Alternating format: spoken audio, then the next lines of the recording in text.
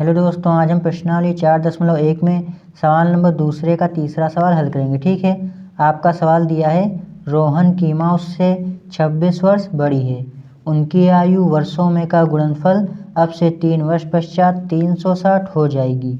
हमें रोहन की वर्तमान आयु ज्ञात करनी है। ठीक है, ये आपका सवाल दिया है, तो चलिए इसको हल करते हैं। तो यहाँ पर सबसे पहले लिखेंगे हल और यहाँ पर हम मान लेंगे। ठीक है, क्या रोहन की माँ उससे 26 वर्ष बड़ी है। ठीक है, उनकी आयु वर्षों में का गुणनफल अब से 3 वर्ष पश्चात 360 हो जाएगी। हमें रोहन की वर्तमान आयु ज्ञात करनी है। ठीक है, कह रहा रोहन की वर्तमान आयु ज्ञात करनी है। ठीक है, तो यहाँ पर हम लिखेंगे माना रोहन की वर्तमान आयु माना रोहन की वर्तमान आयु बराबर x। ठीक है, माना रोहन की वर्तमान आयु बराबर x। ठीक है, कह रहा उनकी माँ जो है उनसे 26 वर्ष बड़ी है। ठीक है, जो उनकी माँ है उनसे 26 वर्ष बड़ी है, तो रोहन की आयु हमने कितनी मानी, रोहन की आयु हमने मानी है x। जो उनकी माँ है उनसे 26 वर्ष बड़ी है, तो यहाँ पर हम लिखेंगे रोहन की माँ की आयु, रोहन की माँ की वर्तमान आयु बराबर कितनी हो जाएगी, उनकी माँ क्या है उनसे 26 वर्ष बड़ी है। ठीक है, तो रोहन की आयु हमने मानी है x, तो उनकी माँ उनसे 26 वर्ष बड़ी है, तो आपका हो जाएगा x + 26 हो जाएगा। ठीक है, उनकी माँ उनसे 26 वर्ष बड़ी है, तो रोहन की आयु हमने मानी है x और उनकी माँ उनसे 26 वर्ष बड़ी है, तो इसमें आपका 26 जुड़ जाएगा। ठीक है, उसके बाद कह रहा उनकी आयु वर्षों में का गुणनफल अब से 3 वर्ष पश्चात। ठीक है, कह रहा 3 वर्ष पश्चात यानी कि 3 वर्ष बाद। ठीक है, कह रहा 3 वर्ष पश्चात यानी कि 3 वर्ष बाद, तो यहाँ पर हम लिखेंगे 3 वर्ष पश्चात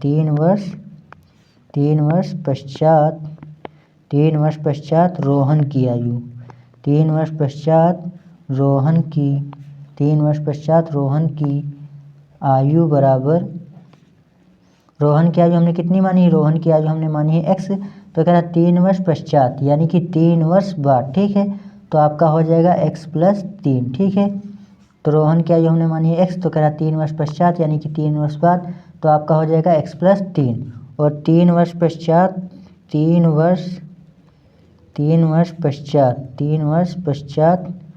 रोहन की माँ की आयु, रोहन की माँ की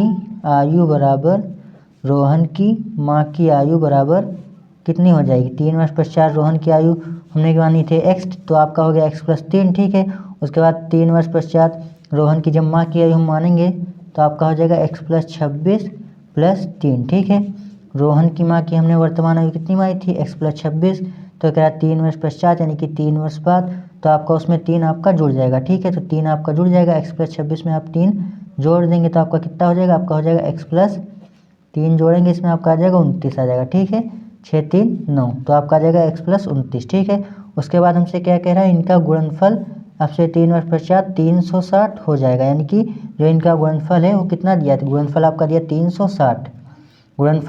360, सॉरी।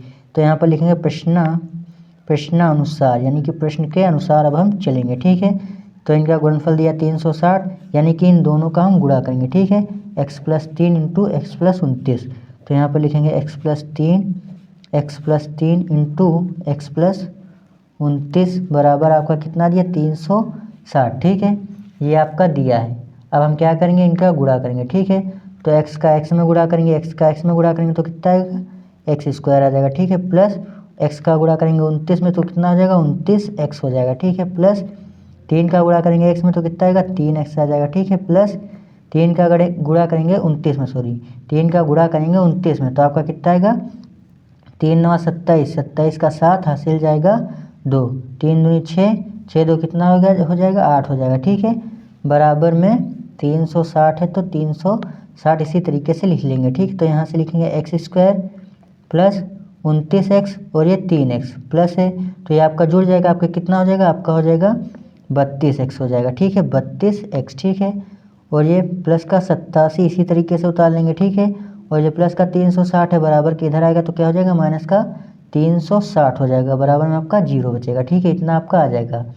अब यहाँ से हम क्या करेंगे, यहाँ से लिखेंगे एक्स स्क्वायर प्लस का 32x और भी प्लस का 87 है, ठीक है। और ये माइनस का 360 है, यानी कि 360 में से हम 87 को घटा देंगे, यानी कि माइनस कर देंगे। तो यहाँ से हासिल लेंगे 10 हो जाएगा, 10 में से 7 को घटाएंगे 3 आएगा, ठीक है। और यहाँ पर आपका 5 बचा, ठीक है। तो यहाँ से हासिल लेंगे 15 हो जाएगा, 15 में से 8 को घटाएंगे तो आपका आएगा 7 आएगा, ठीक है। और यहाँ पर आपका कितना बचेगा, यहाँ पर इसने इसको एक हासिल दिया तो यहाँ पर 2 बचेगा, यहाँ पर आपका आएगा 273, ठीक है। यानी कि जब 360 में से हम 87 को घटाएंगे आपका कितना आएगा, माइनस का 273 आएगा, ठीक है। माइनस का निशान बड़ा था इसलिए माइनस का निशान लगा लेंगे, बराबर में आपका क्या बचेगा, 0 बचेगा, ठीक है। इतना आपका आ जाएगा, ठीक है। तो देखिए यह द्विघात समीकरण के व्यापक रूप में आ जाएगा, या द्विघात समीकरण के व्यापक रूप में आ जाएगा। एक्स के ऊपर घात कितनी है, 2 है। अगर आप लिखना चाहें तो यहाँ पर लिख सकते हैं कि द्विघात समीकरण में है, दिया गया समीकरण द्विघात समीकरण में है, ठीक है। तो यही आपका फाइनली आंसर हो जाएगा, इसी को आपको आंसर कर देना है। अगर आप चाहें तो इसका गुणनखंड करके आगे हल कर सकते हैं, ठीक है। एक्स स्क्वायर का गुणा करेंगे 273 में, ठीक है। फिर उसका आप गुणनखंड कर लेंगे और जितना आएगा वही आपका आंसर हो जाएगा, या फिर आप इसे यहीं पर छोड़ दीजिए क्योंकि यह द्विघात समीकरण के व्यापक रूप में आ जाएगा। जो दूसरे में हमसे यही पूछ रहा था कि द्विघात समीकरण के रूप में निरूपित कीजिए, जो दूसरा सवाल था, तो यह द्विघात समीकरण के व्यापक रूप में निकल कर आ जाएगा, ये सवाल आपका हल हो जाएगा, ठीक है। यही आपका फाइनली आंसर हो जाएगा। तो दोस्तों उम्मीद करता हूँ ये सवाल आपको समझ में आ गया होगा। अगर वीडियो पसंद आई तो वीडियो को प्लीज़ लाइक कर दीजिए, चैनल पर नए हैं तो चैनल को सब्सक्राइब कर दीजिए। मिलते हैं अगली वीडियो में, तब तक के लिए धन्यवाद दोस्तों।